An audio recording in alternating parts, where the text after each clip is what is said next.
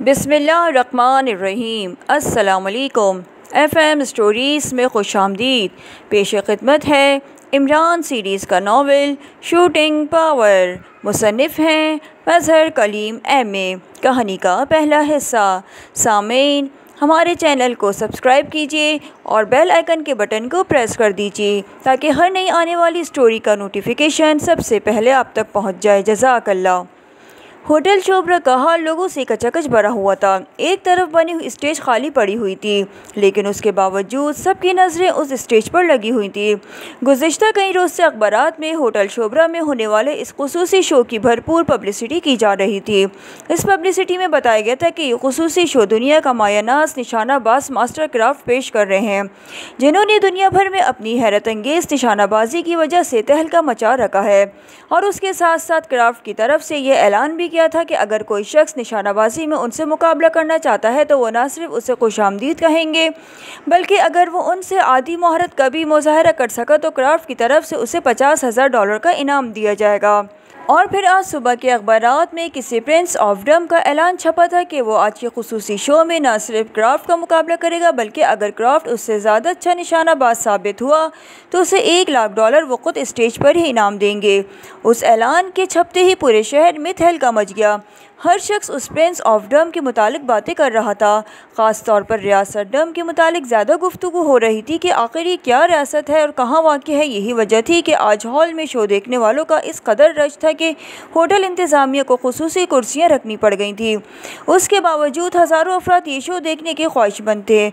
Hall में मौजूद सब अफराद स्टेज पर देखने के साथ साथ हॉल में भी नज़रें दौड़ाते रहे कि शायद मुकाबला करने वाला प्रिंस उन्हें नज़र आ जाए, लेकिन हॉल में कोई प्रिंस नज़र ना आ रहा था। यह आखिर इमरान को क्या सूझी थी कि वो इस तरह सस्ती शोहरत के लिए मुकाबलाबाजी पर उतर आया है। हॉल के एक कोने में बैठी हुई जोलिया ने बुरा सा मुँह बनाकर साथ बैठे हुए सफदर से मुखातिब होकर कहा, सीक्रेट सर्विस के सारे मेंबरान इस वक्त हॉल में मौजूद हैं। इमरान का ये ऐलान सबसे पहले सफदर की नज़रों से गुजरा था और फिर उसने उससे सबको मुतल्ला कर दिया। ज़ाहिर है वो तो जानते थे कि प्रिंस ऑफ डम इमरान ही है। फिर उन सब ने इमरान को तलाश करने की कोशिश की, लेकिन इमरान उन्हें कहीं भी ना मिल सका। तो उन्होंने ये शो देखने का प्रोग्राम बनाया और फिर सीक्रेट सर्विस के हवाले से वो हॉल में अपनी मर्ज़ी की नशस्तें हासिल करने में कामयाब हो गए। बस तफरी मिस जोलिया, सफदर ने मुस्कुराते हुए जवाब दिया। और फिर उससे पहले कि जोलिया कोई बात करते, स्टेज पर रोशनी हुई और सब स्टेज की तरफ मुतवज्जा हो गए। दूसरे लम्हे स्टेज पर हॉल का मैनेजर नमूदार हुआ। ख़वातीन व हज़रात, आज का ये दिलचस्प शो अब शुरू होने वाला है। मास्टर क्राफ्ट तो शो के लिए तैयार है, लेकिन उन्हें चैलेंज करने वाले प्रिंस ऑफ डम अभी तक तशरीफ़ नहीं लाए। चूँकि शो शुरू होने में देर हो रही है, इसलिए मास्टर क्राफ्ट ने फैसला किया है कि वो अपना शो पेश कर देते हैं। इसी दौरान अगर प्रिंस ऑफ डम तशरीफ़ ले आए तो उनसे मुकाबला भी हो जाएगा, वरना यही समझा जाएगा कि प्रिंस ऑफ डम शिकस्त तस्लीम कर गए हैं। मैनेजर ने मुस्कुराते हुए कहा, ये प्रिंस ऑफ डम कौन है, उनका तारुफ तो कराइए। सामने की रो में बैठे हुए एक नौजवान ने खड़े होकर मैनेजर से मुखातिब होकर कहा और सारे हॉल में मौजूद अफराद ने इस नौजवान की तायद की। ख़वातीन व हज़रात, प्रिंस ऑफ डम कौन है ये बात हम भी नहीं जानते। उनके सेक्रेटरी जोसेफ की तरफ से सुबह फ़ोन पर हमें चैलेंज वसूल हुआ था, इसलिए हम सब आपको इस सिलसिले में कुछ बताने से माजरत ख्वाह है। मैनेजर ने माजरत ख्वाह लहजे में कहा, ये सब पब्लिसिटी स्टैंड है, घटिया पब्लिसिटी स्टैंड, आपको इस किस्म के घटिया हुर्बे ज़ेब नहीं देते। एक और नौजवान ने उठकर इंतहाई तलख लहजे में कहा, हज़रात, ये चैलेंज हमारी तरफ से अखबारात में शाया नहीं हुआ, बल्कि प्रिंस ऑफ डम की तरफ से शाया हुआ है। हमें इस सिलसिले में कसूरवार ना समझा जाए। मैनेजर ने जवाब दिया और फिर वो तेज़ी से एक तरफ जाकर स्टेज से गायब हो गया। चंद लम्हों बाद स्टेज पे एक लंबा, तड़ंगा और मजबूत जिस्म वाला अधेड़ उम्र आदमी नमूदार हुआ। उसने सुर्ख रंग के इंतहाई चुस्त कपड़े पहन रखे थे। उनकी दोनों साइडों में होल्स्टर लटके हुए थे, जिनमें भारी रिवॉल्वर नज़र आ रहे थे। उनके हाथ में एक शॉटगन उठाई हुई थी। मास्टर क्राफ्ट हाजिर है। नाजरीन, मुझे अफसोस है कि मुझे चैलेंज करने वाले साहब अभी तक नहीं आए, और जहाँ तक मेरा ख्याल है उन्होंने सिर्फ मेरे नाम की वजह से शोहरत हासिल करने के लिए ये बयान दिया है, वरना मास्टर क्राफ्ट के मुकाबले के मुतालिक तो कोई सोच भी नहीं सकता। अधेड़ उमर ने बड़े फ़क्रिया लहजे में कहा और उसके साथ ही उसने हाथ में पकड़ी हुई शॉटगन को फिज़ा में उछालकर दोबारा कैच किया और उसके साथ ही ज़ोरदार धमाका हुआ और लोगों ने चौंक कर देखा तो स्टेज के एक कोने में नमूदार होने वाली एक औरत के कान का बड़ा सा बाला हिलने लगा, जबकि गोली का सुराग उसके पीछे दीवार पर साफ नजर आ रहा था। लोगों के हलक से हैरत के मारे चीख निकल गई। वाकई ये हैरत अंगेज़ निशाना था। ये एक चलती हुई औरत के कान में मौजूद बाले में से गोली इस तरह पार कर दी जाए, वो भी ऐसी सूरत में कि शॉटगन को उछालकर पकड़ा जा रहा हो। और इसके साथ ही पूरा हॉल तालियों से गूंज उठा। हजरात, ये एक मामूली आइटम था। अब आपको दूसरा आइटम देखना। उनका मोहतरमा का लिबास आपको देख रहे हैं किस कदर चुस्त है। मैं इन पर गोलियों की बारिश कर दूंगा। गोलियां उनके जिस्म से चिमटते ही कपड़ों पर खराशें डालेंगी और उनके जिस्म पे कोई खराश नहीं आएगी, मास्टर क्राफ्ट ने मुस्कुराते हुए कहा। और उसके साथ ही उनके शॉटगन को एक बार फिर फिजा में उछाला और फिर जैसे ही शॉटगन फिजा में घूमकर उसके हाथों में आई, थरथराहट की आवाज़ें हॉल में गूंजने लगी और लोगों ने गोलियों को इस लड़की के दोनों बाजू और टांगों के करीब से गुजरकर पिछली दीवार में पेविस्त होते हुए देखा। मास्टर क्राफ्ट मुसलसल फायरिंग कर रहा था और थोड़ी देर बाद जब उसने हाथ रोका तो लड़की ने पहले झुककर सलाम किया और फिर वो कदम बढ़ाती हुई आगे आई और उसने अपनी एक साइड हाजरीन की तरफ की तो लोग ये देखकर दमबकूर रह गए कि लड़की के बाजू और टांग पर जिस्म से चिमटे हुए कपड़ों पर गोलियों की खराशें साफ नजर आ रही थी, लेकिन लड़की बिल्कुल ठीक ठाक खड़ी थी। फिर लड़की ने दूसरा पहलू सामने किया, उस पर भी ऐसे ही निशानात थे। उसके साथ ही लड़की ने बाजू पर से चुटकी भरी और बाजू पर मौजूद कपड़ों को उतार कर फेंक दिया। उसके बाजू पर कहीं भी हल्की सी खराश दिखाई नहीं दे रही थी। उसी तरह उसने टांग पर से भी कपड़ा हटा दिया और फिर वो उसी लम्हे बाजू और टांग को भी आया करके दिखाया और हॉल तालियों से गूंज उठा। काफ़ी देर तक तालियां बजती रही।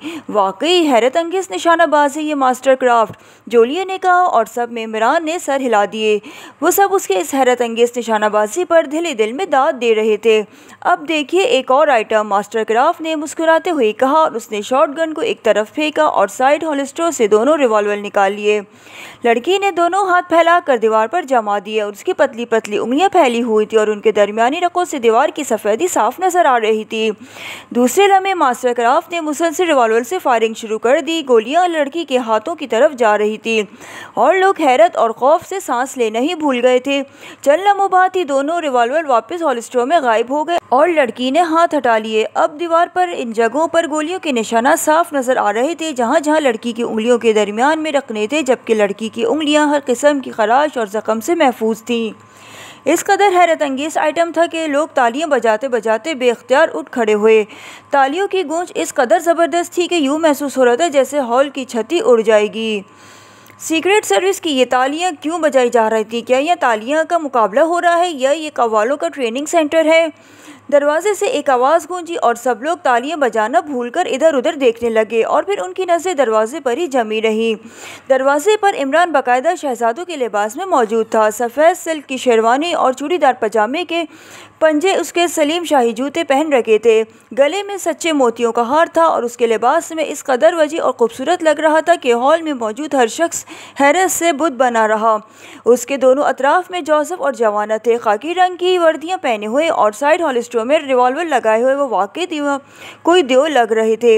यहाँ निशानाबाजी का शो हो रहा है प्रिंस, जोसेफ ने सपाट लहजे में जवाब दिया। लेकिन हमें तो तालियाबाजी का शो लग रहा है। ये स्टेज पर कौन साहब खड़े हैं? क्या ये तालियां बजाने की ट्रेनिंग दे रहे हैं? इमरान ने ऊंचे लहजे में कहा। आप प्रिंस ऑफ डम्प हैं? स्टेज पर खड़े हुए मास्टर क्राफ्ट ने हैरत भरे लहजे में पूछा। वो भी इमरान की वजहत और उसके बॉडीगार्ड को देखकर खासा मरूब हो रहा था। सेक्रेटरी, हमारा तारुफ कराओ, इमरान ने दोबारा जोसेफ की तरफ मुखातिब होकर बड़े बावकार लहजे में कहा। होशियार, खबरदार, रियासत डम के प्रिंस हॉल में तशरीफ़ ला चुके हैं, जोसेफ ने किसी शाही दरबान की तरह बावकार हौंक लगाते हुए कहा और उसके इस अंदाज पर हॉल में कहकहे फूट पड़े। जोली और उसके साथी भी मुस्कुराकर ये सब तमाशा देख रहे थे। ये बस जोकर ही कर सकता है, मास्टर क्राफ्ट का मुकाबला उसके बस का रोग नहीं, तनवीर ने बुरा सा मुँह बनाते हुए कहा और प्रिंस ऑफ डम का नाम सुनते ही हॉल में मौजूद सब लोग के चेहरे खिल उठे। प्रिंस ऑफ डम कोई पब्लिसिटी स्टैंड न था बल्कि उनके सामने मौजूद था। आप प्रिंस ऑफ डम है तो स्टेज पर तशरीफ़ लाएं।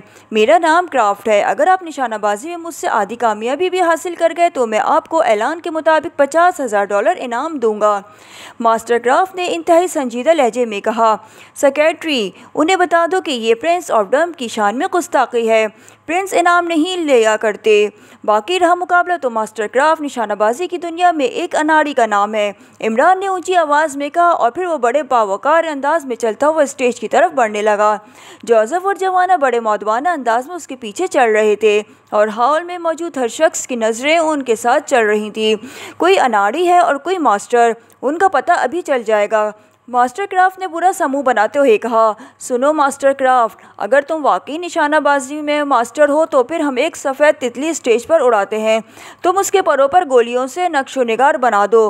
बोलो, मंजूर है? इमरान ने स्टेज के करीब आकर ऊंची आवाज़ में कहा, क्या आप ऐसा कर सकते हैं? मास्टर क्राफ्ट ने हैरत भरे लहजे में पूछा, क्योंकि एक ऐसी बात थी जिसके मुमकिन होने का तसव्वुर भी ना किया जा सकता था।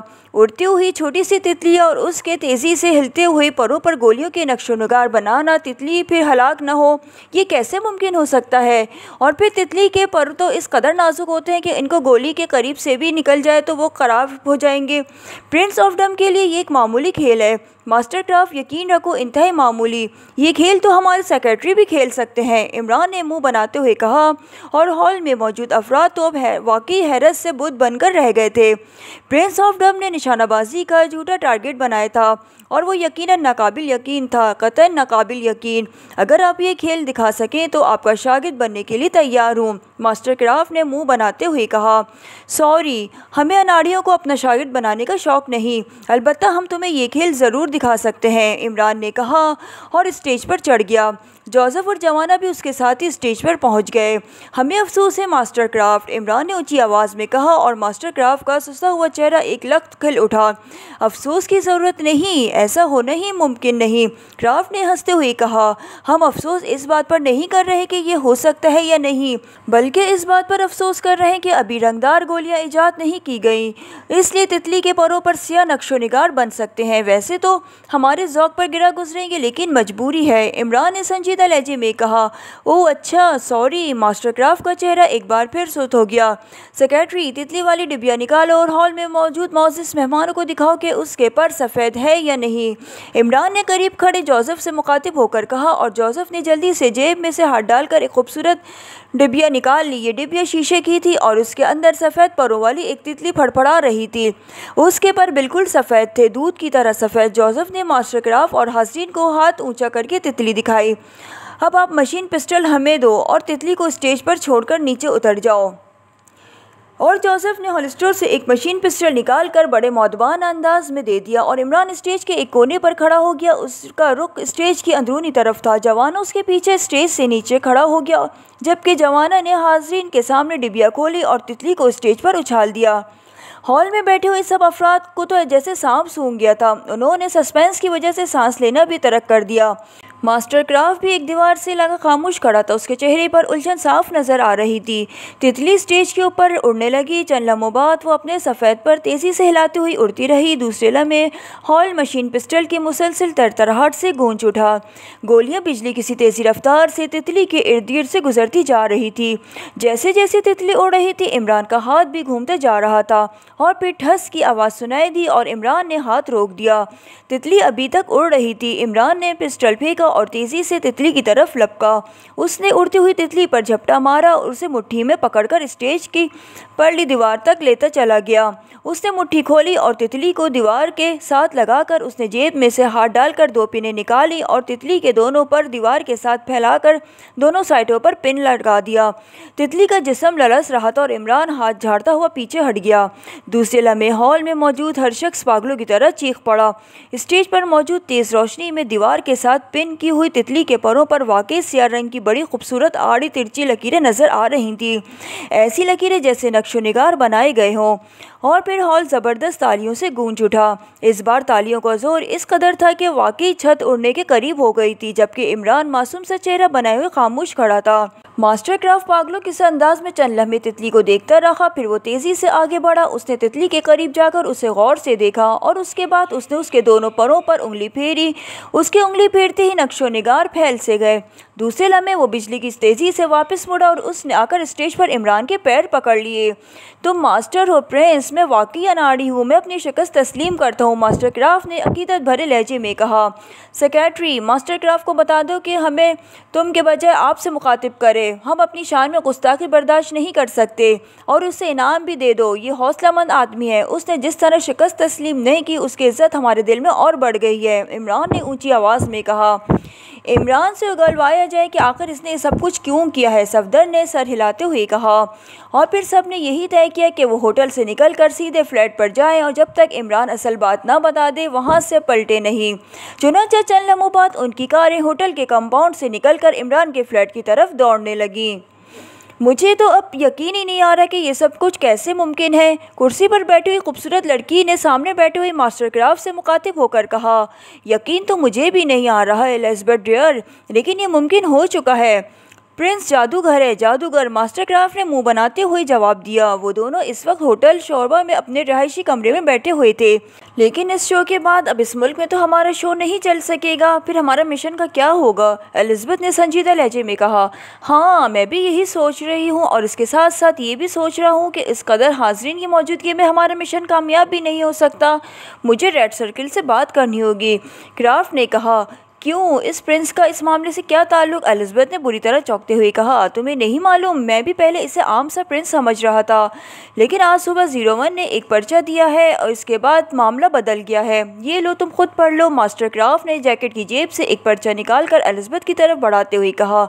एलिज़ाबेथ ने हैरत भरे अंदाज में पर्चा लिया और उसे खोलकर पढ़ने लगी। ओहो, अगर ये सच है तो फिर ये इंतहाई खतरनाक आदमी है, एलिज़ाबेथ ने पर्चा पढ़कर एक तवील सांस लेते हुए कहा। हाँ, यही बात मैं सोच रहा हूँ। मेरी छठे हिस्स मुझे आगाह कर रही है कि ये शख्स हमारे मिशन के लिए सबसे बड़ा खतरा बनेगा। उसकी मौजूदगी में मिशन शदीद खतरे में है, मास्टर क्राफ्ट ने होंठ चबाते हुए कहा। ऐसी सूरत में उसके दो ही हल हैं, या तो मिशन से पहले उसका खात्मा कर दिया जाए या फिर चीफ बॉस से बात की जाए। वो जैसा हुक्म दें, एलिज़ाबेथ ने सर्द लहजे में कहा। उसका खूबसूरत चेहरा इस वक्त बिल्कुल सपाट नज़र आ रहा था। उस जैसे माहिर फन का खात्मा करने को जी नहीं चाहता, इसलिए मेरा ख्याल है चीफ बॉस से बात कर ली जाए।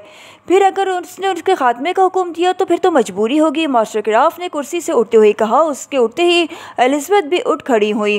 तुम बैग उठा लो ताकि किसी वीरान जगह पर जाकर कॉल की जा सके, हमें हर लिहाज से मोहतात रहना पड़ेगा, मास्टर क्राफ्ट ने कहा। और एलिज़ाबेथ सर हिलाते हुए वार्डरोब की तरफ बढ़ गई। उसने निचली दराज खोलकर उसमें से एक कैमरा निकाला और साथ ही एक ब्रीफकेस उठाकर उसने ब्रीफकेस को मेज़ पर रखकर खोला। उसके अंदर पासपोर्ट और दीगर कागजात के साथ साथ मुसव्वरी का जदीद तरीन सामान और एक कपड़ा भी नज़र आ रहा था। कैमरा बैग में रखकर उसने बैग बंद कर दिया और चंद लम्हों बाद एक सियाह रंग की लंबी सी कार में दोनों बैठे हुए और शहर के बाहर तरफ जाने वाली सड़क पर जा रहे थे। ब्रीफकेस पिछली सीट पर रखा हुआ था जबकि ड्राइविंग मास्टर क्राफ्ट कर रहा था। एलिज़ाबेथ साथ वाली सीट पर बैठी हुई थी। ये कार उन्हें होटल की तरफ से मुहैया की गई थी। उन्होंने होटल से 4 शो का मुआहदा किया था, हफ्ते में 1 शो। इस तरह इनका प्रोग्राम 1 महीने तक यहाँ रहने का था और ये इनका पहला शो था। अभी 3 शो बाकी थे। मेरा ख्याल में सारी प्लानिंग ही गलत होती है नज़र आ रही है। हमें इस तरह शो करने के बजाय कोई और तरीका इस्तेमाल करना चाहिए था, क्राफ्ट ने चंद लम्हे खामोश रहने के बाद कहा। नहीं, प्लानिंग तो दुरुस्त थी। कर्नल जॉन को निशानेबाजी का जुनून है, इसलिए ये बात यकीनी थी कि वो हमारा शो देखने के बाद लाजमन हमसे मिलेगा और फिर हम इस निशानेबाजी के चक्कर में उससे ताल्लुकात बढ़ाकर अपना मिशन पूरा कर सकते थे। लेकिन इस प्रिंस के दरमियान में आ टपकने से मामला बिगड़ गया है। एक तो प्रिंस बहरहाल तुमसे बेहतर निशानाबाज साबित हो गया और फिर वो यही कार रहने वाला है। अब कर्नल जॉन तुम्हारे बजाय यकीनन उससे रब्ता करेगा, ये एक फितरी सी बात है। और दूसरा मसला यह है कि प्रिंस सेक्रेटरी सर्विस के लिए काम करता रहता है और इंटेलिजेंस के डायरेक्टर जनरल का लड़का है और कर्नल जॉन जिस पोस्ट पर है वो इस कदर नाजुक है कि ये शख्स यकीनन उसे हमसे मिलते देखकर चौंक पड़ेगा, एलिज़ाबेथ ने खुलकर बात करते हुए कहा। लेकिन कर्नल जॉन को खरीदा भी तो जा सकता था या फिर उस पर हुस्न का फंदा फेंका जा सकता था। उसके लिए इतनी लंबी प्लानिंग की क्या ज़रूरत थी, क्राफ्ट ने सर हिलाते हुए कहा। चीफ बॉस से यही बात तो हुई थी कि उसने कर्नल जॉन के मुतालिक तफसीली तहकीकात कराई है। उसकी तहकीकात के मुताबिक कर्नल जॉन दर्जा मुहिब वतन है, उसे किसी कीमत पर ख़रीदा नहीं जा सकता। दूसरी बात यह है कि वो हद से ज़्यादा खुश्क मिजाज आदमी है, औरत के नाम से भी एलर्जिक है और फिर उसे अपनी नाजुक तरीन पोस्ट का इस कदर ख्याल है कि वो अपने रिश्तेदारों से भी ज़्यादा ताल्लुकात नहीं बढ़ाता, सिर्फ अगर उसमें कमज़ोरी है तो निशानाबाजी के जुनून की। और चीफ बॉस ने उसकी इस कमज़ोरी को सामने रख कर ये प्लान बनाया था कि लेकिन दरमियान में ये प्रिंस आ टपका, एलिज़ाबेथ ने कहा और क्राफ्ट सर हिलाकर रह गया। कार अब शहर से काफ़ी दूर पहुँच चुकी थी। उस वक्त ऐसी जगह पर गुजर रहे थे जहाँ दोनों खेतों में एक तवील सिलसिला चलता चला गया और फिर क्राफ्ट ने एक कार एक साइड पर रोक दी। आओ, ये खेत हमारे मकसद के लिए ठीक रहेंगे, क्राफ्ट ने कार से नीचे उतरते हुए कहा और एलिज़ाबेथ भी सर हिलाते हुए नीचे उतर आई। उसने पिछली नशिस्त से बैग उठाया। क्राफ्ट ने कार को लॉक किया और फिर दोनों स्यों के से अंदाज में खेतों के दरमियान पतली से फुटपाथ पर चलने लगे। जब वो सड़क से काफ़ी फासले पर पहुंच गए तो क्राफ्ट ने एलिज़ाबेथ को रुकने का इशारा किया। एलिज़ाबेथ ने बैग खोला और उसमें से मौजूद सफ़ेद रंग का कपड़ा निकालकर उसने खेतों के दरमियान खाली जगह पर बिछा दिया। कैमरा मुझे दो, मैं कुछ तस्वीरें खींच लूँ ताकि अगर कोई हमें देख भी रहा हो तो वो कोई शक ना कर सके, क्राफ्ट ने कहा और एलिज़ाबेथ ने सर हिलाते हुए कैमरा क्राफ्ट की तरफ बढ़ा दिया और वो खुद बैग में से मुसव्वरी का सामान निकालकर उसे सेट करने लगी। प्लास्टिक का बना हुआ एक स्टैंड उसने खोलकर ज़मीन पर रखा और जिस पर सफ़ेद कागज़ फिट था, और उसके साथ ही बैग में से उसने ब्रश वगैरह निकालकर अपने साथ रखे हुए कपड़े पर बैठकर उसने बड़े इत्मीनान से मुख्तलिफ रंग तैयार करने शुरू कर दिए। उसके हाथ खासी महारत से हिल रहे थे जबकि क्राफ्ट कैमरा गले में लटकाए इधर उधर घूम रहा था। उसका अंदाज शौकिया फ़ोटोग्राफरों जैसा था। खेतों में चूँकि सब्जियां उगी हुई थी इसलिए दूर दूर तक उन्हें सब कुछ साफ नज़र आ रहा था। सड़क पर खड़ी हुई उनकी कार भी उन्हें दिखाई दे रही थी। क्राफ्ट ने मुख्तलिफ जावियों से बाकायदा चंद फ़ोटो खींचे और फिर वो उस तरफ आ गया जहाँ एलिज़ाबेथ अब पूरे इनमाक से सफ़ेद कागज़ पर कोई तस्वीर बनाने की कोशिशों में मसरूफ़ थी। मेरा ख्याल है कि हमें कोई चेक तो नहीं कर रहा, क्राफ्ट ने उसके साथ ही कपड़े पर बैठते हुए कहा। हाँ, मैंने भी यही देख लिया है, तुम कॉल करो, एलिज़ाबेथ ने सर हिलाते हुए कहा और क्राफ्ट ने बैग को अपनी तरफ घसीटा। उसको पलटकर उसने एक साइड पर चुटकी भरी और उसके ऊपर लगा हुआ कपड़ा सुर की आवाज़ के साथ एक तरफ हट गया। अब अंदर एक सफ़ेद रंग का सपाट ढक्कन नज़र आ रहा था। क्राफ्ट ने इधर उधर देखा और फिर उस सपाट ढक्कन के एक कोने में उंगली से मखसूस अंदाज में ठोकर मार दी तो ढक्कन के दरमियान से एक छोटा सा माइक बाहर आ गया। उस माइक के साथ एक छोटा सा बटन था। क्राफ्ट ने जल्दी से उस बटन को दबाया तो बैग में से ट्रांसमीटर की मखसूस साई साई की आवाज़ सुनाई देने लगी। Yes, red circle attending over. चंद लम्हों बाद एक भारी सी आवाज़ बैग में से सुनाई दी। क्राफ्ट बोल रहा हूँ, चीफ बॉस ओवर, क्राफ्ट ने मौतबाना लहजे में कहा। बोलने के दौरान भी उसकी नज़रें इधर उधर का जायज़ा ले रही थी।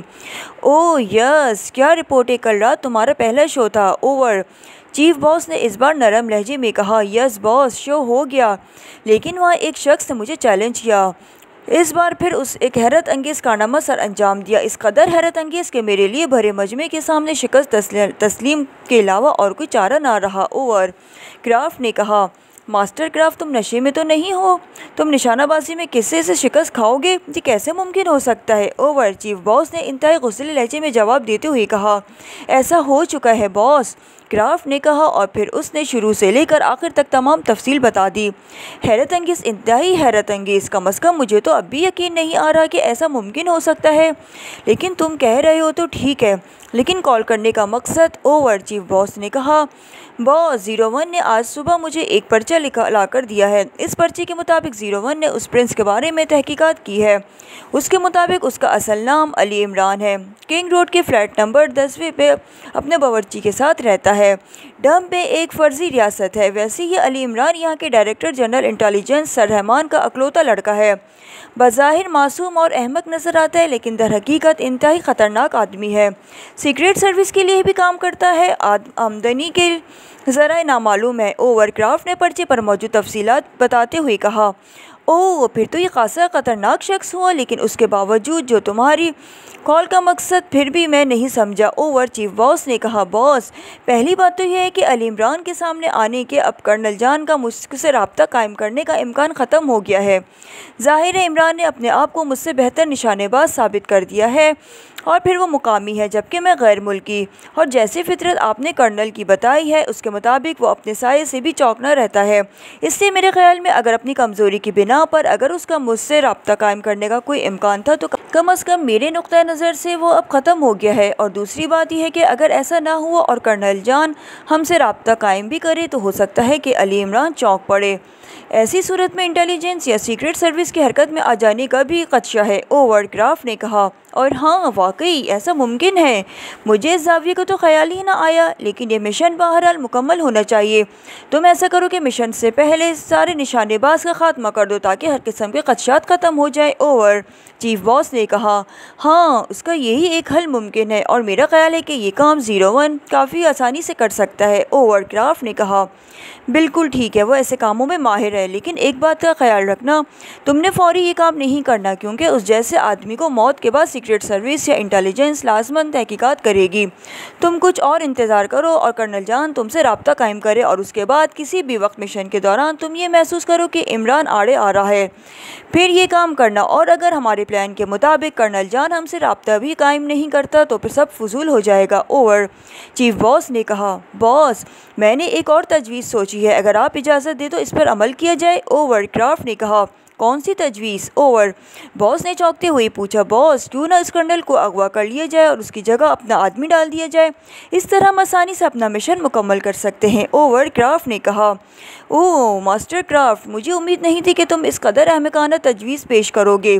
कर्नल जान का अगवा और उसकी जगह दूसरा आदमी डालना इस तरह नामुमकिन है जिस तरह रात को सूरज निकाल लेना। कर्नल जान के सांसों की भी ऑपरेशन रूम में जाते हुए चेकिंग होती है। अगर ऐसी बात मुमकिन होती तो फिर हमें इतना बड़ा खतरनाक फैलाने की क्या ज़रूरत होती। ओवर। चीफ बॉस ने गुस्सीले लहजे में कहा, लेकिन बॉस अगर ऐसी बात है तो फिर मिशन कैसे मुकम्मल होगा? कर्नल जान ताल्लुकात तो बना सकता है लेकिन वो फ़ाइल कैसे ला कर देगा? ओवर। क्राफ्ट ने कहा, हमें वो फ़ाइल नहीं बल्कि फ़ाइल की माइक्रोफिल्म चाहिए। क्राफ्ट, एलिज़ाबेथ कहाँ है? ओवर। चीफ बॉस का लहजा बेहद सख्त हो गया था। मौजूद है बॉस। ओवर। क्राफ्ट ने सहम कर कहा, उसे बुलाओ, मैं उससे बात करूं। ओवर। चीफ बॉस ने इंतहाई गुस्सैले लहजे में कहा और एलिज़ाबेथ जो साथ ही बैठी तस्वीर कशी में मसरूफ़ थी ट्रांसमीटर की तरफ बढ़ गई, जबकि क्राफ्ट उठकर इधर उधर देखने लगा। कैमरा अभी तक उसके सामने गले में लटका हुआ था।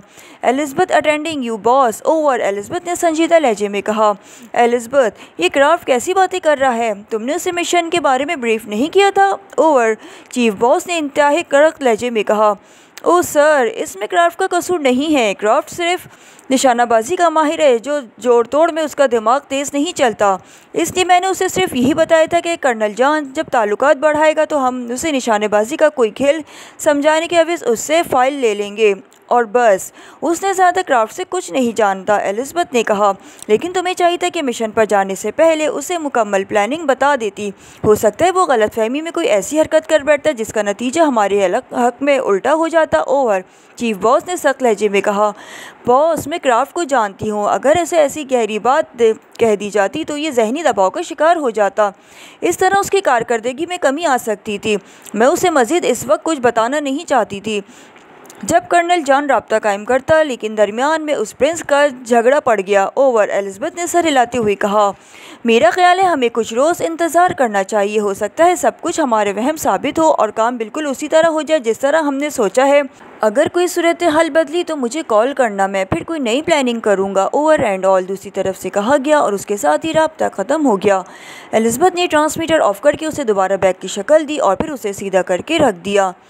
हो तुमने मुझसे सब कुछ छुपाए रखा, तुम क्या समझती हो मैं अहमक हूँ? क्राफ्ट ने इंतहाई गुस्सैले लहजे में कहा, गुस्सा दिखाने की ज़रूरत नहीं है, उस मिशन के इंचार्ज मैं हूँ, तुम नहीं। हम यहाँ बतौर मियाँ बीवी तफरी करने नहीं आए बल्कि ड्यूटी पर आए हैं।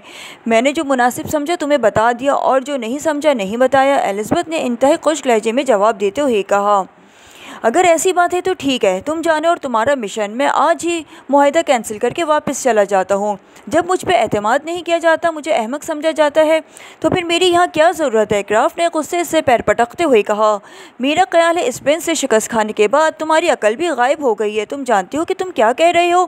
क्या तुम वापस जाकर ज़िंदा रह सकोगे? एलिज़ाबेथ ने सर्द लहजे में कहा, लेकिन मैं अपनी तौहीन भी बर्दाश्त नहीं कर सकता। तुम मेरी बीवी हो, तुम ही सब कुछ मुझसे छुपा कर रखोगी तो फिर मेरा क्या होगा और मेरा क्या मुकाम रहेगा?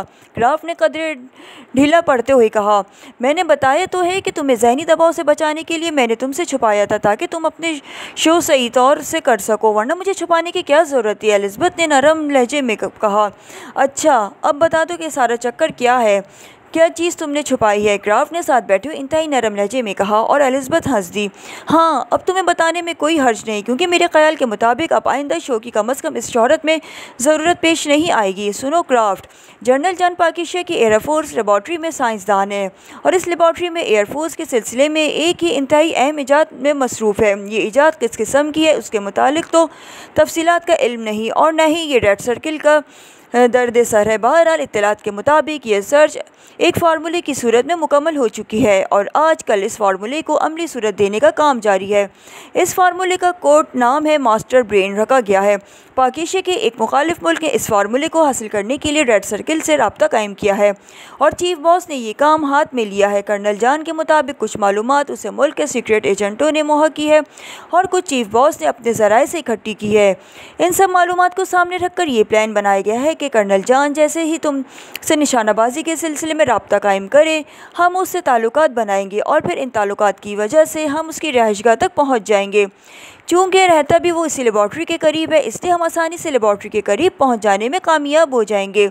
वहां पहुंचने के बाद हम कर्नल जान को बेहोश कर देंगे और 01 को रास्ता बताकर वहां बुलाएंगे। 01 बेहोश कर्नल जान के दिमाग को अपने मखसूस फन से टटोलेगा और अगर कर्नल जान का जहन उसके कंट्रोल में आ गया तो फिर कर्नल जान उसका हुक्म मानते हुए उस फार्मूले के माइक्रोफिल्म हम तक पहुँचा देगा और इस तरह मिशन मुकम्मल हो जाएगा।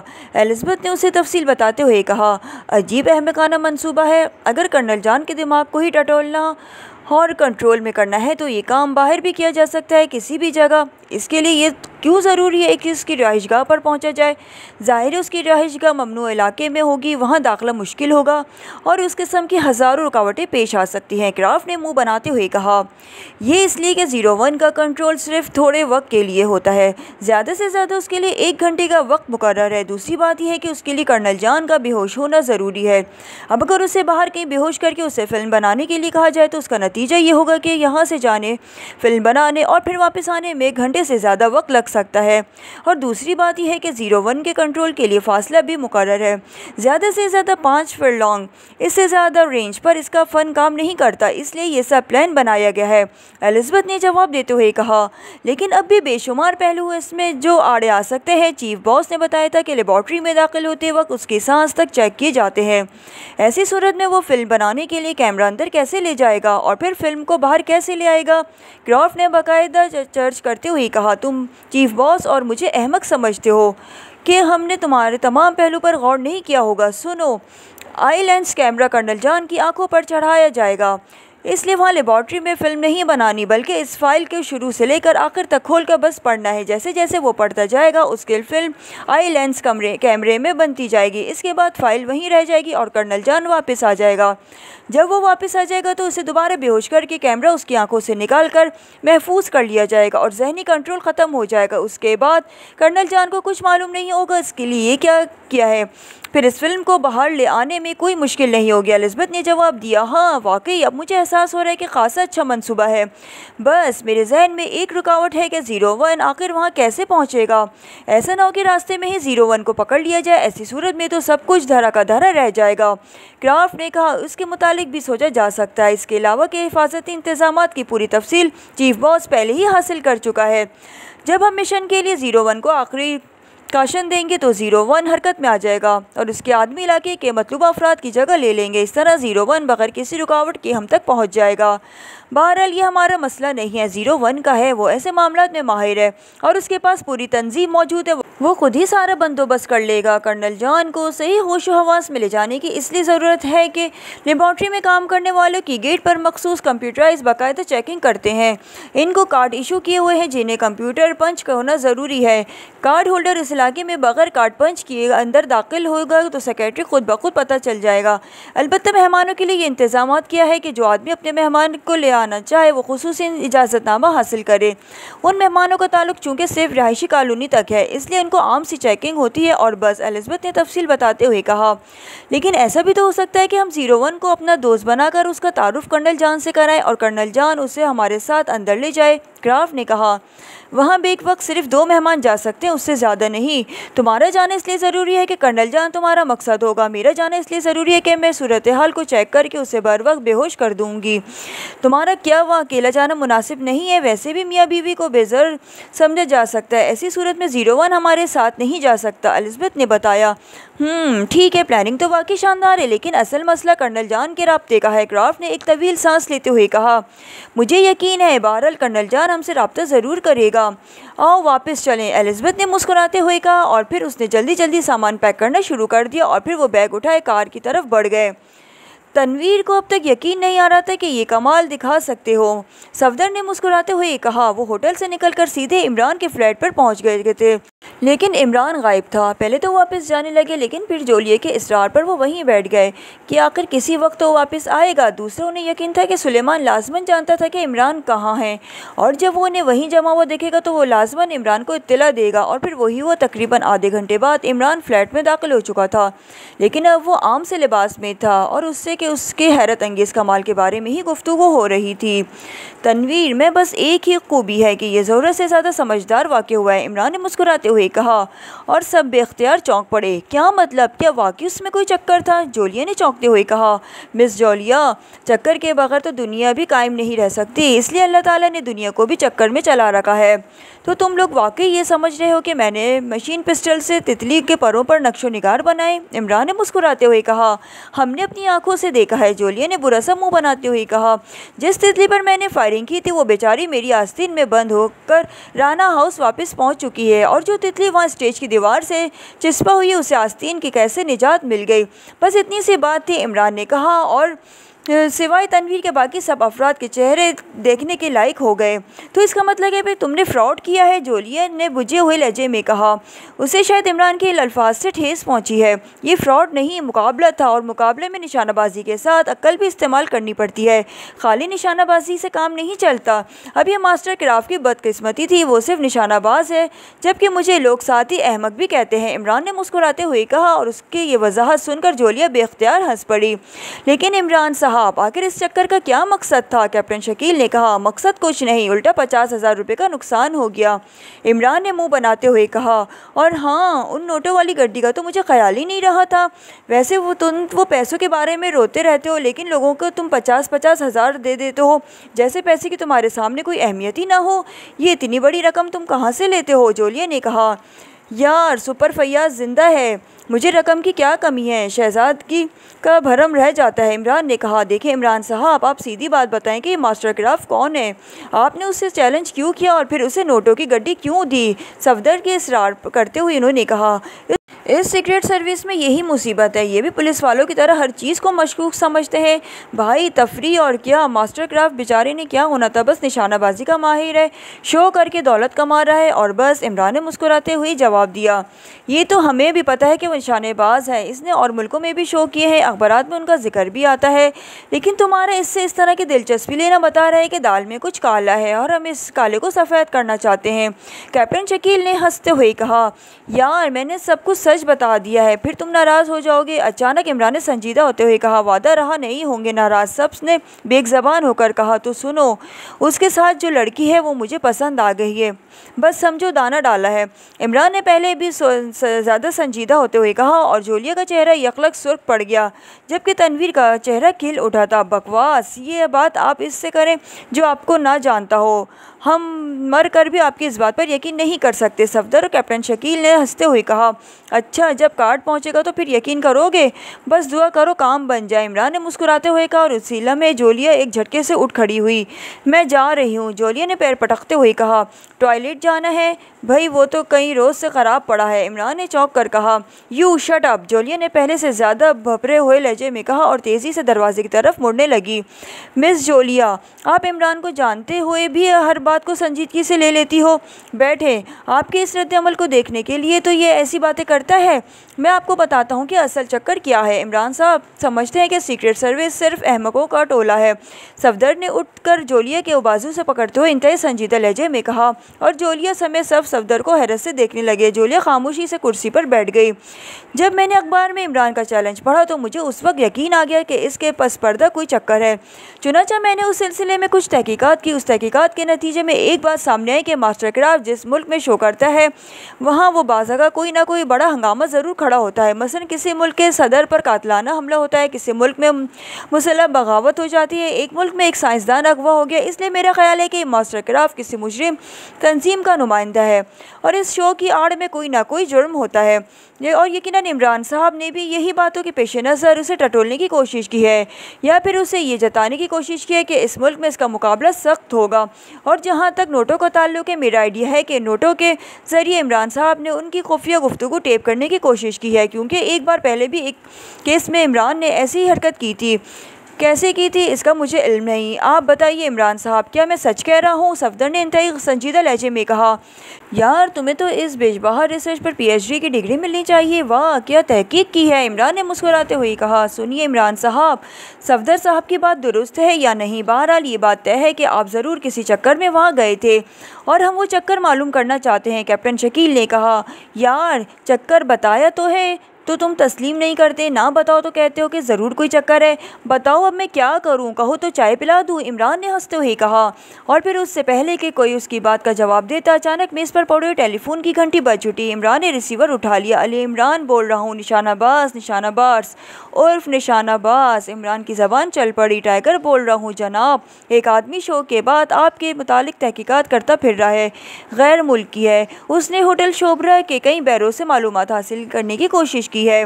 दूसरी तरफ से टाइगर की आवाज़ सुनाई दी और चूंकि उसकी आवाज़ सबको बखूबी सुनाई दे रही थी, इसलिए वो सब मायनेखेज़ नज़रों से एक दूसरे को देखने लगे। ओए भाई, इससे पूछो कहीं इसने मुझे कोई रकम तो उधार नहीं दे रखी है, ऐसा ना हो कि मुझे फ्लैट छोड़ना पड़े, इमरान ने खौफज़दा सा लहजा बनाते हुए कहा। अभी रकम की बात सामने नहीं आई, अगर आई तो इत्तला कर दूंगा, दूसरी तरफ से टाइगर ने कहा। अच्छा अच्छा ठीक है, इमरान ने सर हिलाते हुए कहा और उसके साथ ही रिसीवरों की रख दिया, जैसे ही जान छुड़ाने की कोशिश कर रहा हो। अब बताइए इमरान साहब, आप तो छुपा रहे थे, सफदर ने मुस्कुराते हुए कहा। ये भी अजीब लोग हैं, ना वक्त देखते हैं और ना मौका, बस फ़ोन कर देते हैं, इमरान ने बुरा सा मुंह बनाते हुए कहा। आखिर तुम हमें बताते क्यों नहीं, इस बार जोलिया ने इंतहाई झंझलाए हुए लहजे में कहा। क्या बताऊं, अभी तो सिर्फ दाना डाला है, फंसेगी तो बताऊंगा, इमरान ने भी जवाब में चिड़चिड़ेपन का मुजाहरा करते हुए कहा। अब एक ही सूरत है, हम इमरान और टाइगर की निगरानी करें, सफदर ने मुड़कर अपने साथियों से कहा। अरे अरे, खुदा का खौफ करो, मुझ कुंवारे पर रहम करो, इमरान ने मुंह बनाते हुए कहा और सब हंस पड़े। देखिए इमरान साहब, सच सच बता दीजिए, वरना हम फैसला करके आए हैं कि आपसे सब कुछ उगलवाए बगैर नहीं उठेंगे, कैप्टन शकील ने कहा। अरे अरे, मेरे पास सोफ़ा और कालीन की धुलाई के पैसे नहीं हैं, मैं कैसे उगलूँ, इमरान ने कहा। वो पैसे हम दे देंगे, आप उगले तो सही, सफदर ने हंसते हुए कहा। अच्छा फिर ठीक है, इमरान ने खुश होते हुए कहा। सुलेमान, अरे सुलेमान, इमरान ने आखिर में हाक लगाई। बन रही है चाय, मैं ज़रा बिस्कुटों का डब्बा लेने चला गया था, इसलिए देर हो गई है। दूर से सुलेमान की आवाज़ सुनाई दी। अरे बाप रे बाप, बिस्कुटों के डब्बे, अरे इस महंगाई में, अरे तुम तो रकम इकट्ठी करने की बात कर रहा था, तुम खर्च करने पर तुले हुए हो, इमरान ने रो देने वाले लहजे में कहा। आप फिर असल बात गोल कर रहे हैं, कैप्टन शकील ने हंसते हुए कहा। यार, तुम सब बेहद ज़िद्दी लोग हो, तुम्हें तो पुलिस में होना चाहिए। राह जाते आदमी को पकड़ा और उसे बिठा लिया कि बताओ कौन सा जुर्म किया है। अब उसकी मजबूरी के जुर्म क्या हो या ना, उसे बहरहाल बताना ही पड़ेगा, इमरान ने मुंह बनाते हुए कहा। राह जाते किसी ने किया हो या ना किया हो, तुमने ज़रूर कोई चक्कर चला रखा है, जोलिया ने हंसते हुए कहा। अच्छा, अगर तुम मेरे नुकसान पर ही राज़ी हो तो चलो सुन लो, जहाँ ज़िंदगी में इतने नुकसान उठाए, ये एक और सही, इमरान ने रो देने वाले अंदाज में कहा। अच्छा, तो हमारे बताने से नुकसान हो जाता है, जोलिया ने आंखें निकालते हुए कहा। नुकसान नहीं तो और क्या, और मैं जब कोई केस अकेले हल कर लेता हूँ तो एक्सट्रू साहब बराए मेहरबानी एक चेक भेज देते हैं, हमारी दाल रोटी चल जाती है। तुम वो भी नहीं चाहते तो तुम्हारी मर्ज़ी। सर, दरअसल ये है कि मास्टर क्राफ्ट की बीवी एलिज़ाबेथ किसी ज़माने में एक तंजीम लॉस्ट फायर की बड़ी सरगर्म कारकुन थी। एक केस के सिलसिले में मेरा लॉस्ट फायर से मुकाबला हुआ तो मैंने उसे वहाँ देखा था। यह आज से 10-12 साल पहले की बात है। मास्टर क्राफ्ट का इस वक्त वजूद तक ना था। लॉस्ट फायर तो ख़त्म हो गई, लेकिन एलिज़ाबेथ के मुतालिक उड़ती उड़ती ख़बरें मिलती रही कि वो बाकायदा मुजरिमाना सरगर्मियों में मुलविस है। फिर इत्तला मिली कि एलिज़ाबेथ ने एक माहिर निशानाबाज मास्टर क्राफ्ट से शादी कर ली है। मास्टर क्राफ्ट एक्रीमियन एयरफोर्स से रिटायर हुआ है और वह वहाँ निशानेबाजी का इंस्ट्रक्टर था। इनके शो के मुतालिक मालूमात मिलती रही और सफदर की तहकीकात दुरुस्त है। जिस मुल्क में भी इन्होंने शो किया वहाँ हंगामा ज़रूर हुआ, गो इनका इस हंगामे से बराह रास्त कोई ताल्लुक ज़ाहिर नहीं हुआ और न साबित हुआ। गुज़िश्ता दिनों जब मैंने अखबार में इनके शो की खबर पढ़ी और एलिज़ाबेथ और मास्टर क्राफ्ट के फ़ोटो देखे तो मुझे ख्याल आया कि शायद ये यहाँ भी किसी चक्कर में ना आए हो, इसलिए मैंने इसे चेक करना ज़रूरी समझा। और ये मुकाबलाबाजी दरअसल इस चेकिंग का नतीजा थी। नोटों की गड्डी में एक नोट वाकई ऐसा है जो एक ट्रांसमीटर का काम करता है। मैंने टाइगर को इस धंधे पर लगा रखा है ताकि अगर कोई बात होगी तो सामने आ जाएगी। और अभी तुम्हारे सामने फ़ोन आया कि कोई गैर मुल्की शो के बाद मेरे मुतालिक तहकीकात कर रहा है और रकम की तरफ से खामोशी है। बस इतनी सी बात है। अब बोलो, मैं तुम्हें क्या बताता। जब तक कोई वाज़ेह बात सामने ना आ जाए इस वक्त तो सिर्फ उसे हिफाजती तदाबीर कहा जा सकता है। इमरान ने इंतहाई संजीदा लहजे में कहा। तो इसके लिए इतना खड़क फैलाने की क्या ज़रूरत थी। इस मास्टर और उसकी बीवी से सीधे तरीके से भी पूछ गूछ की जा सकती थी। तनवीर ने बुरा सा मुंह बनाते हुए कहा, कभी सीधी उंगली से भी घी निकला है? यही तो तुम्हारे अंदर खामी है, वरना अब तक तुम्हारे कार्ड न छप गए होते। क्यों जोलिया? इमरान ने कहा। तुम फिर मजाक पर आ गए। लेकिन ये मैं कैसे यकीन कर लूँ कि तुमने सिर्फ इतनी सी बात के लिए 50,000 रुपये खर्च कर डाले? उनके कमरे में भी कोई माइक छुपा जा सकता था। जोलिया ने कहा, यह एलिज़ाबेथ इतनी सीधी सादी औरत नहीं। लॉस्ट फायर के ज़माने में उसकी शोहरत यही थी कि यही दरअसल लॉस्ट फायर के दिमाग है। लेकिन जब लास्ट फायर ख़त्म हुई तो इस पर कोई उंगली भी ना उठा सका, और उसके बाद भी उसने कई बार अच्छी अच्छी सीक्रेट सर्विसेज को उंगलियों पर नचाया है, और आज तक किसी को भी इस पर शक करने का मौका भी नहीं मिला। अगर वाकई ये यहाँ किसी जुर्म के सिलसिले में आई है तो फिर उसका मुकाबला दिमाग से ही करना पड़ेगा। इमरान ने मुंह बनाते हुए जवाब दिया। तो तुम हमें बताओ कि हम इसकी निगरानी शुरू कर देते हैं। अब ये बैठे बैठे तो जुर्म ना कर सकती, कुछ ना कुछ करती तो सामने आ जाता। सफदर ने कहा। तो तुम्हारा मतलब है कि मैं उसे चौंका कर मज़ीद मोहतात कर देना चाहता हूँ? इमरान ने कहा। तो अब हम क्या करें? सफदर ने कहा। शादियाँ करके बच्चे पैदा करने की कोशिश शुरू कर दो, और क्या हो सकता है? इमरान ने सादा से लहजे में कहा, और सफदर मुंह बनाकर रह गया। अच्छा, एक वादा करो, अगर तुम्हें कोई लाइन ऑफ एक्शन मिले तो अकेले अकेले इसे ना निपटा देना। जोलिया ने चंद लम्हे खामोश रहते हुए कहा। अकेले कैसे ये काम हो सकता है? अब हर बार तो हज़रत ईसा पैदा होने से रहे। इमरान ने मुस्कुराते हुए कहा, और चंद लम्हे तो खामोश रही, लेकिन फिर इमरान की बात का मतलब समझते ही कमरा कहकहों से गूंज उठा। जोलिया एक बार फिर पैर पटकती उठ खड़ी हुई। आओ चलें सफदर, इसे तो अब बात करने की भी तमीज़ नहीं रही। जोलिया ने मुँह बनाते हुए कहा, और तेज़ तेज़ कदम उठाती हुई दरवाजे की तरफ बढ़ गई। अच्छा इमरान साहब, इजाज़त। सफदर ने भी उठते हुए कहा, और उसके साथ ही बाकी लोग भी उठ खड़े हुए। अरे ओ चाय और बिस्किटों के डब्बे, इमरान ने घबराए हुए लहजे में कहा। वो हमें मालूम है, अभी फैक्ट्री ही नहीं लगी बिस्किट बनाने वाली। खुदा हाफिज़, सफदर ने हंसते हुए कहा, और वो सब हंसते हुए दरवाजे की तरफ बढ़ गए। हैरत अंगेज़, इंतहाई हैरत अंगेज़। मैं सोच भी ना सकता था कि निशानेबाजी में इस कदर महारत भी मुमकिन है। कर्नल जॉन ने अपने सामने बैठे हुए अधेड़ उम्र आदमी से मुखातिब होकर कहा। वैसे तो हमें वाकई नाकाबिल यकीन बात कर्नल, लेकिन तुम जैसा आदमी अगर कह रहा है तो दुरुस्त ही होगा। अधेड़ उम्र आदमी ने मुस्कुराते हुए कहा। मुझे खुद यकीन नहीं आ रहा सर सादिक, अगर मैं सब कुछ अपनी आंखों से ना देखता।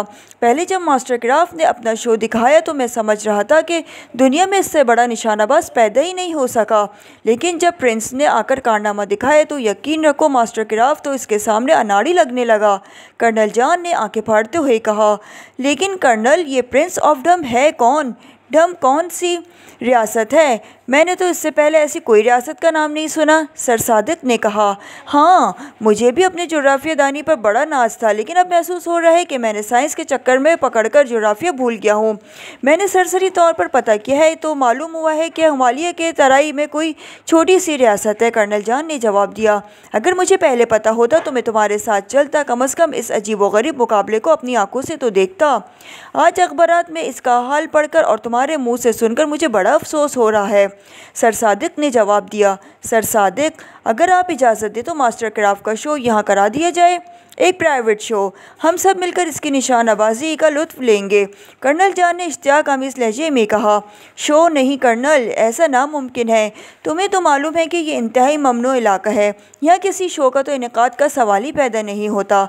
अलबत्ता ऐसा हो सकता है कि हम क्लब में सिर्फ मास्टर क्राफ्ट को बुलाकर इससे एक आध कारनामा देख लें, सिर्फ बतौर मेहमान, उससे ज़्यादा कुछ नहीं हो सकता।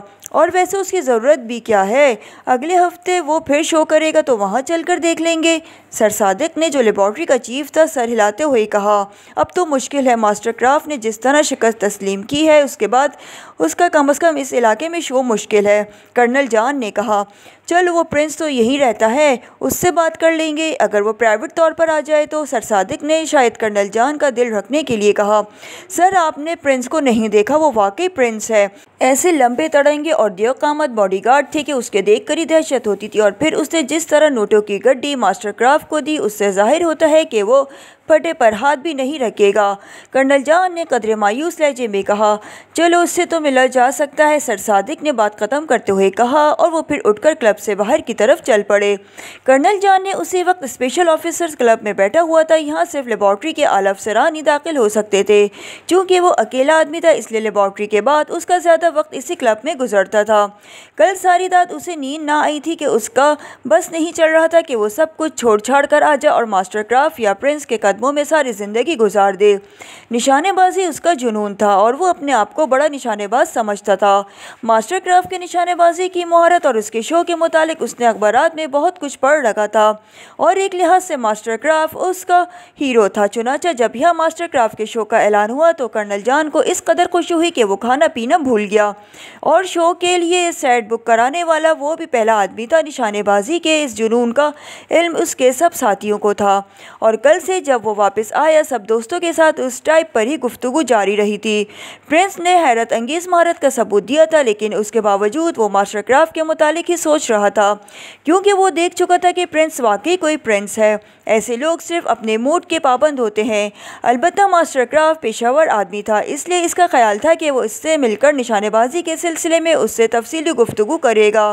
उसे यकीन था कि उसे ऐसे पॉइंट्स मिल जाएंगे जिससे उसे अपनी निशानाबाजी में भी ज़्यादा महारत हासिल हो जाएगी। लेकिन मसला लेबॉर्ट्री बना हुआ था।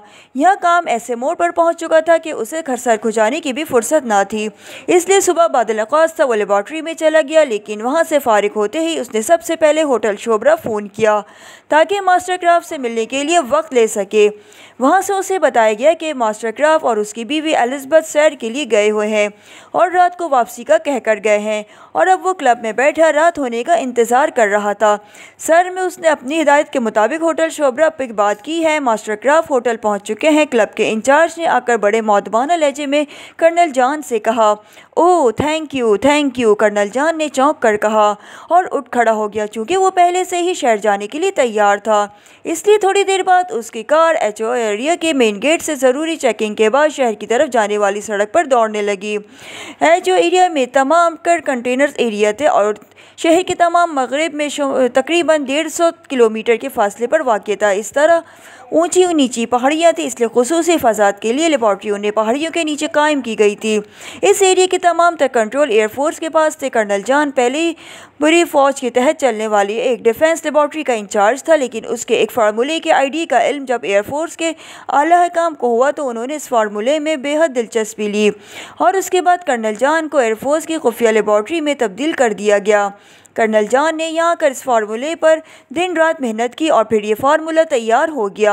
आला हकाम ने तफसीली गौर व फिक्र के बाद उसके काबिल अमल होने की मंजूरी दे दी। इस तरह अब इस पर अमली काम शुरू हो गया था। कर्नल जान इस तमाम प्रोजेक्ट का इंचार्ज था और एयरफोर्स के आला हकाम को यकीन था कि इस प्रोजेक्ट के मुकम्मल होते ही पाकिस्तान की एयरफोर्स हर लिहाज से नाकाबिल तस्खीर हो जाएगी। इस फार्मूले को खुफिया रखने के लिए खुसूसी इंतजाम किए गए थे और उसके मुकम्मल होने तक ये ऑर्डर भी दिए गए थे कि प्रोजेक्ट के मुतालिक कोई शख्स एरिया से बाहर ना जाए। लेकिन इस दौरान मास्टर क्राफ्ट के शो का ऐलान हुआ तो कर्नल जान ने हर कीमत पर शो देखने पर इसरार किया और फिर सर सादिक जो लेबॉर्ट्री के इंचार्ज थे आखिरकार उन्हें इजाज़त देनी पड़ी, क्योंकि उन्हें मालूम था कि प्रोजेक्ट की तमाम तर कामयाबी का इन्हिसार जनरल खान पर है और निशानेबाजी के सिलसिले में कर्नल जान के जुनून का उन्हें बखूबी इल्म था। कर्नल जान ने होटल शोबरा पहुँच पार्किंग में कार रोकी और फिर वो सीधे होटल के मैनेजर के पास पहुँच गए। मुझे कर्नल जान कहते हैं और एयरफोर्स के मेरा ताल्लुक है, कर्नल जान ने मैनेजर से अपना तारुफ कराते हुए कहा। वैसे भी उनकी शख्सियत ऐसी थी कि मैनेजर पहले ही उनके इस्तकबाल के लिए उठ खड़ा हुआ था। ओह जनाब, आपसे मिलकर बेहद खुशी हुई है, फरमाइए मैं आपकी क्या मदद कर सकता हूँ। मैनेजर ने तारुफ के बाद ज़्यादा मौदबाना लहजे में कहा, मुझे शूटिंग में महारत का जुनून है और मैंने कल आपके होटल में मास्टर क्राफ्ट का शो देखा है, मैं उनसे मिलना चाहता हूँ। कर्नल जान ने मुस्कुराते हुए कहा, ओह सर, मास्टर क्राफ्ट ने सख्ती से मना कर रखा है कि वो किसी से नहीं मिलेंगे। बहरहाल मैं बात करता हूँ, मैनेजर ने कहा और फिर उसने मेज़ पर रखा हुआ टेलीफोन का रिसीवर उठाया। ऑपरेटर, मास्टर क्राफ्ट से बात कराओ। मैनेजर ने दूसरी तरफ से एक्सचेंज ऑपरेटर से बात करते हुए कहा। यस सर, ऑपरेटर ने कहा और मैनेजर ने रिसीवर रख दिया। पहले भी कोई उनसे मिलने के लिए आया है? कर्नल जान ने पूछा। एक आदमी शो के बाद तो मैं इनकार करके तंग आ गया हूँ, मैनेजर ने मुस्कुराते हुए जवाब दिया। उसी लम्हे फ़ोन की घंटी बजी और मैनेजर ने रिसीवर उठा लिया। यस, मैनेजर ने कहा। सर, मास्टरक्राफ्ट से बात कीजिए, ऑपरेटर ने कहा और फिर क्लिक की आवाज़ के साथ ही मास्टरक्राफ्ट की आवाज़ फ़ोन पर उभरी। यस, क्राफ्ट बोल रहा हूँ। मास्टरक्राफ्ट के लहजे में बेजारी का तासुर था। मास्टर, मैं मैनेजर बोल रहा हूँ। हमारे मुल्क की एक अहम शख्सियत आपसे मुलाकात के ख्वाहिशमंद है और वो मेरे दफ्तर में तशरीफ़ फरमा है। उनका ताल्लुक एयरफोर्स से है, कर्नल जॉन। मैनेजर ने खुशामदीन लहजे में कहा। मैंने आपको बताया था कि मैं किसी से मिलना पसंद नहीं करता, लेकिन अब आपने फ़ोन कर ही दिया है तो ठीक है, मैं मिल लेता हूँ, लेकिन प्लीज़ उन्हें बता दीजिएगा मैं ज़्यादा वक्त नहीं दे सकूँगा, माज़रत ख्वाह हूँ, मास्टरक्राफ्ट ने कहा। ठीक है जनाब, शुक्रिया, मैं उन्हें कह दूंगा, मैनेजर ने मुस्कुराते हुए कहा और रिसीवर रखकर कर्नल जॉन से मुखातिब हुआ। आप सर मुलाकात कर सकते हैं, आइए मैं आपको छोड़कर आता हूं, मैनेजर ने उठते हुए कहा। शुक्रिया, आप मुझे कमरा नंबर बता दीजिए, मैं खुद चला जाऊंगा, कर्नल जॉन ने खुश होते हुए कहा। नहीं, आइए मैं आपको छोड़ आता हूं, मैनेजर ने कहा और वो फिर कर्नल जॉन को लिए दरवाजे की तरफ बढ़ गया। लो भाई, तुम्हारा कर्नल जॉन आ ही गया, मास्टरक्राफ्ट ने रिसीवर रखते हुए एलिज़ाबेथ से मुखातिब होकर कहा, जो इस वक्त बाथरूम से बाहर निकल रही थी। ओह वाकई, वेरी गुड, बस ध्यान रखना उसे हमारे मुतालिक कोई शुबा ना होना चाहिए, एलिज़ाबेथ ने खुशी से उछलते हुए कहा। तुम फिक्र ना करो, ऐसे शीशे में उतारूंगा कि क्या याद करेगा, मास्टरक्राफ्ट ने हंसते हुए जवाब दिया। और फिर थोड़ी देर बाद दरवाजे पर दस्तक हुई तो उसने एलिज़ाबेथ को दरवाज़ा खोलने का इशारा किया। एलिज़ाबेथ ने आगे बढ़कर दरवाज़ा खोल दिया। मिस्टर क्राफ्ट, कर्नल जॉन दरवाजे पर मौजूद मैनेजर ने मुस्कुराते हुए कहा और एक तरफ हट गया। एलिज़ाबेथ ने देखा कि उसके पीछे एक अधेड़ उम्र लेकिन बारोब शख्सियत का मालिक खड़ा था। ओह कर्नल जॉन, खुश आमदीद, खुश आमदीद, एलिज़ाबेथ ने मुस्कुराते हुए कहा और वो एक तरफ हट गई। क्राफ्ट भी उठकर दरवाजे की तरफ बढ़ गया और उसने भी मैनेजर और कर्नल जॉन का बड़ी खुशदिली से इस्तकबाल किया। आपका बहुत बहुत शुक्रिया मास्टर क्राफ्ट, आपने वक्त दे दिया, कर्नल जॉन ने मुस्कुराते हुए कहा। अरे साहब, शुक्रिया की कोई बात नहीं, दरअसल मेरी कुछ आदत ऐसी है कि मैं ज़्यादा भीड़ भाड़ से घबराता हूँ। आइए तशरीफ़ रखिए, क्राफ्ट ने कदरे शर्मिंदा से लहजे में कहा। अच्छा, मुझे इजाज़त दीजिए, मैनेजर कर्नल की तरफ मुड़ते हुए कहा। कुछ पीने के लिए भिजवा दीजिएगा, क्राफ्ट ने मुस्कुरा कर कहा और मैनेजर सर हिलाता हुआ कमरे से बाहर चला गया। मेरा ताल्लुक एयरफोर्स से है और मैंने आपका बहुत बड़ा मदह हूँ, कर्नल जॉन ने मुस्कुराते हुए कहा। ओह शुक्रिया, लेकिन एयरफोर्स और कर्नल का ओहदा, मास्टरक्राफ्ट ने भवें उचकाते हुए कहा। अरे हाँ, वाकई हैरत की बात है, मैं पहले बहरी फ़ौज में था, वहाँ से डेपुटेशन पर एयरफोर्स चला आई हूँ। रात में मैंने आपका शो देखा था, यकीन कीजिए मेरी आंखें फटी की फटी रह गईं।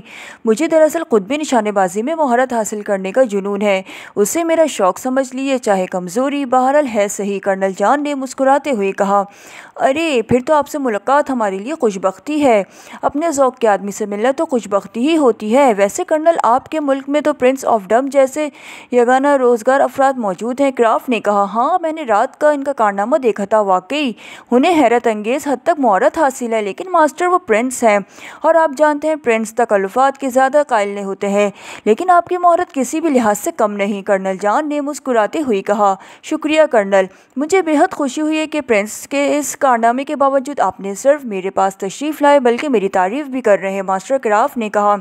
उसी लम्हे वेटर ने दरवाजे पर दस्तक दी और फिर वो ट्रॉली धकेलता हुआ अंदर आया। ट्रॉली पर शराब की बोतलें और जाम मौजूद थे। तुम जाओ, एलिज़ाबेथ ने रुकते हुए वेटर से कहा और वेटर सलाम करके चला गया। एलिज़ाबेथ ने जाम तैयार किए और फिर एक एक जाम सबके सामने रखते हुए कहा, कर्नल, क्या आपकी बेगम भी आपकी तरह खूबसूरत और वजीह है? एलिज़ाबेथ के चेहरे पर मुस्कुराहट थी।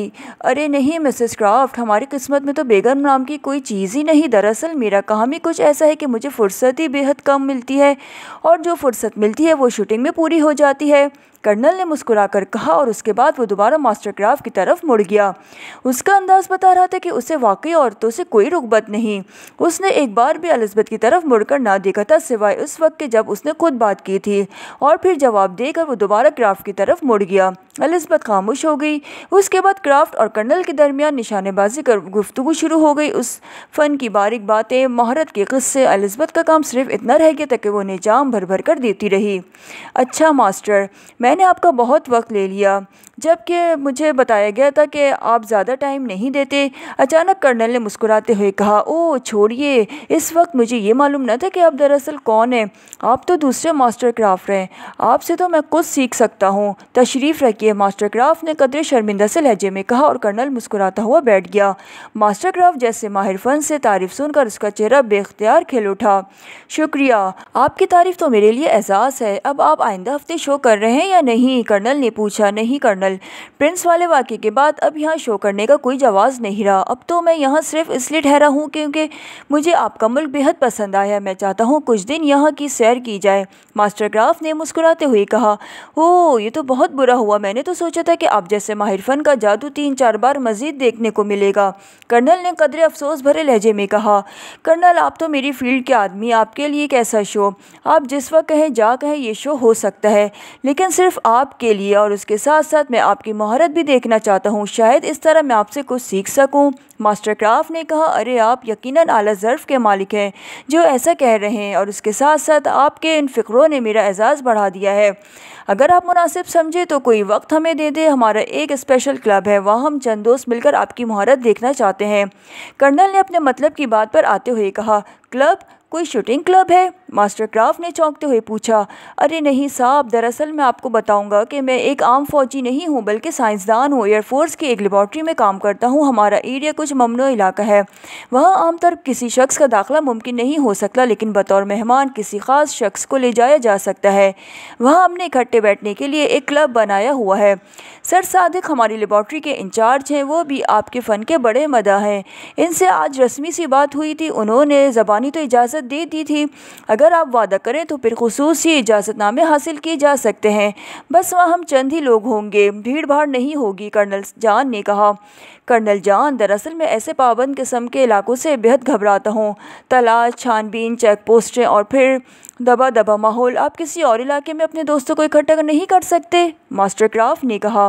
ओह, आप घबराने की कतई ज़रूरत नहीं, आपके साथ होगा और आप मौज़िज़ मेहमान होंगे, कर्नल जान ने फ़ौरन कहा। लेकिन कर्नल, मेरे साथ एक और मसला है कि शो करने से पहले मुझे कम से कम 6 घंटे की पुरसुकून नींद चाहिए, और मैं चाहता हूँ कि आपको महारत के लिए ऐसे ऐसे नमूने दिखाऊँ, बस यूँ समझिए आप जैसे मदद के लिए अपना मुकम्मल फ़न पेश करूँ। अलबत्ता सफ़र करना और फिर शो देखना ये मुश्किल काम है। आप तो बहरहाल जानते हैं कि ये आम सी शूटिंग का मसला नहीं, ऐसा आपका खेल है। मास्टर क्राफ्ट ने जवाब दिया। हाँ वाकई, इस बात को तो मुझे ख्याल ही नहीं आया था। तो आपका मतलब है कि सुबह ये शो किया जाए, लेकिन सुबह तो लेबॉर्ट्री का वक्त हो जाता है, कर्नल जान ने सोचते हुए कहा। आपकी ड्यूटी किस वक्त ख़त्म होती है? मास्टर क्राफ्ट ने पूछा। शाम 4 बजे, कर्नल जान ने चौंकते हुए कहा। फिर ड्यूटी के बाद तो आपको लेबॉर्ट्री ना जाना पड़ता होगा? मास्टर क्राफ्ट ने पूछा। आजकल एक अहम प्रोजेक्ट पर काम हो रहा है, इसलिए ड्यूटी के भी सच पूछिए तो कोई औकात नहीं रहे, बाज़ औक़ात सारी सारी रात गुजर जाती है, कर्नल जान ने सर हिलाते हुए जवाब दिया। ओह, तो फिर छोड़िए, इस सिलसिले को खामोखा परेशानी होगी, मास्टर क्राफ्ट ने कहा। अरे नहीं, ये तो हम सब के लिए बाइस एहसास होगा कि आप जैसे मास्टर हमें अपनी महारत से नवाजेंगे। अलबत्ता एक काम हो सकता है, लेकिन उसमें आपको तकलीफ़ ना हो, कर्नल जान ने कहा। वो क्या? मास्टर क्राफ्ट ने चौंकते हुए पूछा। ऐसे कि आप रात मेरे पास गुजारें, सुबह हम प्रोग्राम रख लें, उसके बाद हम आपको वापस छोड़ देंगे, लेकिन मेरे पास कुछ ऐसी रिहायशी सहूलतें हैं, कर्नल जान ने कहा। सहूलतों को छोड़ें, हम तो सिपाही आदमी हैं, लेकिन आप तो अभी फरमा रहे थे कि वो ममनू इलाका है, वहाँ रात का मसला कैसे होगा? मास्टर क्राफ्ट ने कहा। वो कोई ऐसा मसला नहीं, हमने आपको लेबॉर्ट्री में तो नहीं ले जाना, वो तो मैं देख लूँगा, कर्नल जान ने उम्मीद भरे लहजे में कहा। तो ठीक है, मुझे कोई एतराज़ नहीं, आप जब भी प्रोग्राम बना लें, मास्टर क्राफ्ट ने कहा, और कर्नल जान खुशी से उछल पड़ा। वो वाकई अपनी कमज़ोरी के हाथों पागल हो रहा था।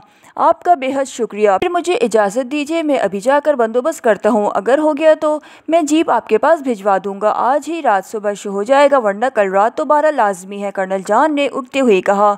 जैसे आप मुनासिब समझे, हम बहरहाल तैयार हैं, मास्टर क्राफ्ट ने भी मुस्कुराते हुए कहा। शुक्रिया, बेहद शुक्रिया, कर्नल जान ने कहा, और वह फिर सलाम दुआ कहकर रुखसत हो गया। एलिज़ाबेथ ने आगे बढ़कर जल्दी से दरवाज़ा बंद कर दिया। कमाल कर दिया मास्टर, तुमने कमाल कर दिया, वाकई ऐसा शीशे में उतारा है कि लुत्फ़ आ गया। एलिज़ाबेथ ने खुशी से हाथ मलते हुए कहा। अब तुम 01 से बात कर लो, हो सकता है आज ही रात मिशन मुकम्मल हो जाए, मास्टर क्राफ्ट ने कहा। ठीक है, मैं अभी बात करती हूँ, एलिज़ाबेथ ने सर हिलाते हुए कहा, और फिर वो टेलीफोन की तरफ बढ़ गई। सामईन, कहानी का पहला हिस्सा यहाँ पर अपने अख्ताम पर पहुँचता है। आगे के एडवेंचर के लिए नए पार्ट का इंतज़ार कीजिए।